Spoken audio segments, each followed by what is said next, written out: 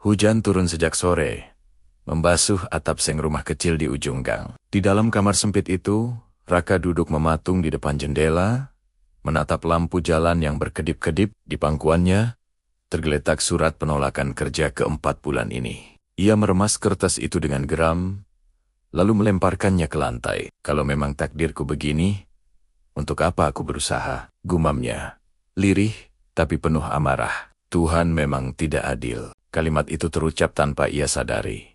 Seperti napas yang keluar begitu saja.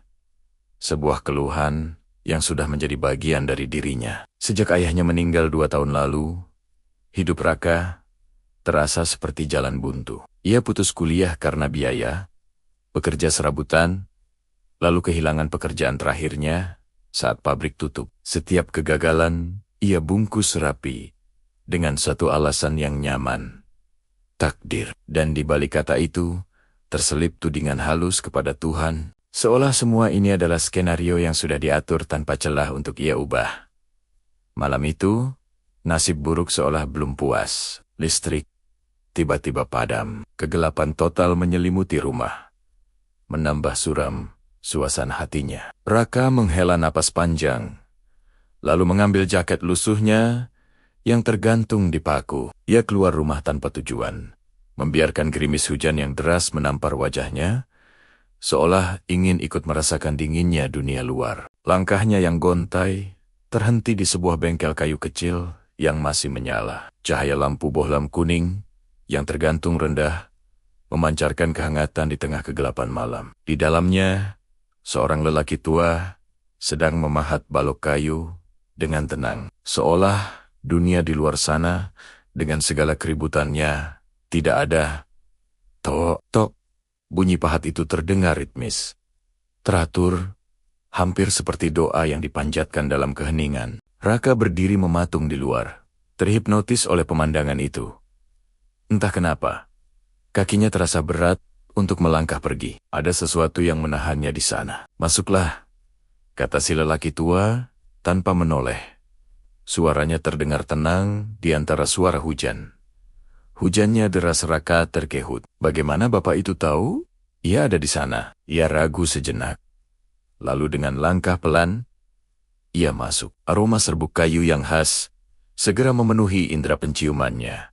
Aroma kerja keras dan ketekunan. Apa yang bapak buat? Tanya Raka akhirnya, memecah keheningan di antara mereka. Nasib, jawab lelaki itu singkat, tanpa menghentikan pekerjaannya. Raka terkekeh pahit mendengar jawaban itu. Kalau nasib bisa dibuat, hidup saya tidak akan berantakan seperti ini. Mendengar itu, lelaki tua itu akhirnya berhenti memahat. Ia meletakkan alatnya, lalu menatap Raka dengan tajam, namun sorot matanya tetap hangat dan penuh kearifan. Kamu yakin hidupmu berantakan karena nasib? Tanyanya pelan. Karena apa lagi? Suara Raka meninggi. Emosinya meluap. Saya sudah berusaha, Pak. Saya sudah mencoba segalanya. Tapi semua selalu gagal. Kalau Tuhan sudah menentukan jalan hidup saya begini, saya bisa apa? Lelaki itu tidak langsung menjawab. Ia mengambil balok kayu lain kasar, belum berbentuk, penuh serat tak beraturan. Ia meletakkannya di meja di antara mereka. Lihat kayu ini? Katanya. Menurutmu, apa takdirnya? Jadi patung? Jawab Raka, asal. Tidak terlalu peduli. Lelaki itu menggeleng pelan. Takdirnya hanyalah menjadi kayu. Selebihnya, tergantung siapa yang memegang pahat. Ia kemudian menyodorkan pahat yang tadi ia gunakan kepada Raka. Cobalah. Raka ragu. Tapi ia mengambil pahat itu. Tangannya terasa gemetar. Ia mencoba memukul pelan salah arah. Serpihan kayu terkelupas tak beraturan, merusak permukaan balok itu. Lihat, kata Raka cepat, seolah ingin membuktikan kegagalannya adalah sebuah keniscayaan. Saya memang tidak bisa. Bukan tidak bisa, sahut lelaki itu tenang. Suaranya tak menghakimi. Kamu hanya ingin hasil indah, tanpa mau belajar memukul dengan benar. Kalimat itu terasa menusuk, lebih tajam dari ujung pahat, lebih dingin dari hujan di luar. Lelaki itu melanjutkan, banyak orang marah pada Tuhan karena hidupnya tidak berbentuk indah seperti yang mereka bayangkan. Padahal, Mereka sendiri yang memukul kayu hidupnya asal-asalan. Lalu saat rusak, saat hasilnya tidak sesuai harapan, mereka menyebutnya takdir. Raka terdiam. Kata-kata itu seperti cermin yang memantulkan semua keluh kesahnya selama ini. Kalau aku memahat kayu ini dengan malas, lanjut lelaki itu, sambil menunjuk balok kayu di depannya. Dengan tergesa-gesa, tanpa kesabaran, apakah pantas aku menyalahkan kayunya atau menyalahkan pencipta kayu itu? Raka menunduk dalam-dalam, dadanya terasa sesak, seolah ada beban berat yang selama ini ia pikul, kini mulai terasa menekan. Tuhan memberimu bahan, bukan hasil jadi, kata lelaki itu lembut. Suaranya kini terdengar seperti seorang ayah. Ia memberimu akal, waktu, kesempatan, dan yang terpenting, pilihan. Tapi kamu ingin hidup yang rapi tanpa mau memahat luka, tanpa mau melewati proses disiplin, dan tanpa mau memikul tanggung jawab. Di luar, hujan mulai reda, menyisakan suara rintik yang lebih tenang. Raka mengembalikan pahat itu perlahan. Tangannya basah, entah karena sisa air hujan atau air mata yang tanpa sadar mulai menetes.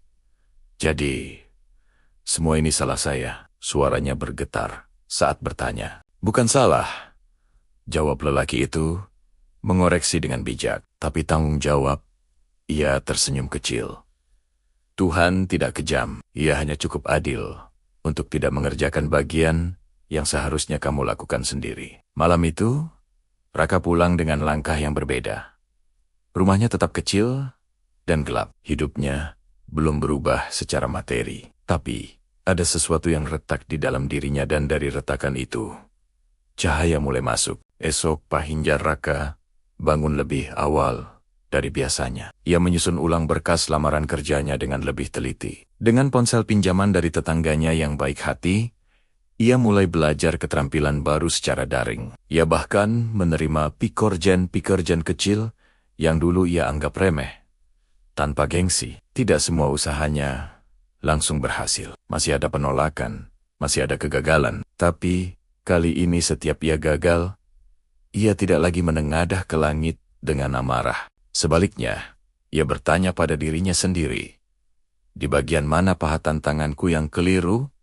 Bulan berganti, luka-luka kegagalan masa lalu belum sepenuhnya sembuh.